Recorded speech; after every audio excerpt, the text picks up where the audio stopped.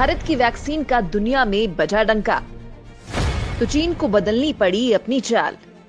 संकट के इस दौर में जिस तरह से हिंदुस्तान ने पड़ोसी समेत कई देशों को मुफ्त वैक्सीन देकर मदद की है, उससे पूरी दुनिया में भारत की जय जयकार हो रही है। दुनिया भर में भारत की हो रही वाहवाही ने चीन को भी अपनी वैक्सीन डिप्लोमेसी में बदलाव करने को मजबूर कर दिया है। भारत की वैक्सीन डिप्लोमेसी को देखकर चीन ने पाकिस्तान के अलावा दूसरे देशों को मुफ्त वैक्सीन देने का मन बनाया है। पाकिस्तान को 5 लाख कोरोना वैक्सीन देने का वादा करने वाले चीन ने श्रीलंका को 3 लाख कोरोना टीके मुफ्त में देने का वादा किया है। चीन ने कहा कि वो श्रीलंका को 3 लाख कोरोना टीके मुफ्त में देगा। इसी के साथ भारत चीन के बीच टीका कूटनीति की रेस तेज होती दिख रही है। भारत पहले ही अपने पड़ोसी देशों को मुफ्त में टीका उपलब्ध करवा चुका है। भारत दुनिया भर के देशों को टीका भेज रहा है, जिसके जवाब में अब चीन ने भी मुफ्त में टीका देना शुरू कर दिया है। बताया जा रहा है कि श्रीलंका ने चीन से 3 लाख टीके मांगे थे। चीनी कंपनी सिनोफार्मा की कोरोना वैक्सीन की पहली खेप श्रीलंका को फरवरी मध्य तक मिल जाएगी। गुतारेस ने भारत की शान में जमकर पढ़े कसीदे। कोरोना महामारी के बीच संयुक्त राष्ट्र महासचिव एंटोनियो गुतारेस ने भारत की जमकर तारीफ की है। उन्होंने कहा कि नई दिल्ली को ग्लोबल वैक्सीनेशन अभियान में अहम भूमिका निभानी चाहिए। यूएन चीफ ने भारत की वैक्सीन निर्माण क्षमता की तारीफ करते हुए कहा कि आज ये दुनिया के लिए सबसे बड़ी संपत्ति है। यूएन चीफ ने कहा कि मुझे पता है कि भारत में बहुत बड़े पैमाने पर स्वदेश में विकसित वैक्सीनों का प्रोडक्शन होता है।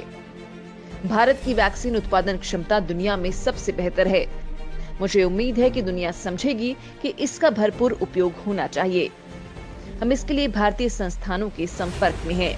हमें पूरी उम्मीद है कि ग्लोबल वैक्सीनेशन कैंपेन को कामयाब बनाने के लिए भारत हर तरह की जरूरी बड़ी भूमिका निभाएगा। गुतारेस ने कहा, मुझे लगता है कि भारत की प्रोडक्शन कैपेसिटी आज दुनिया के लिए सबसे बड़ी संपत्ति है। मैं उम्मीद करता हूं कि दुनिया इसके महत्व को समझे। हालांकि यूएन चीफ के इस बयान से चीन और पाकिस्तान को तगड़ी मिर्ची लगी है। पाकिस्तान को चीन दे रहा 5 लाख वैक्सीन। कोरोना काल में भरोसे के संकट से गुजर रहे चीन को भारत ने वैक्सीन डिप्लोमेसी से तगड़ी मात दी है।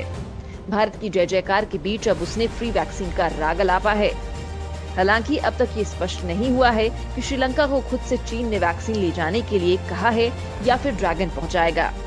यहाँ इस बात का जिक्र करना इसलिए भी जरूरी था क्योंकि चीन ने पाकिस्तान को जब टीका देने का ऐलान किया था, तब उसने पाकिस्तान को स्पष्ट रूप से कहा था कि अपना विमान लाओ और यहाँ से वैक्सीन लेकर जाओ।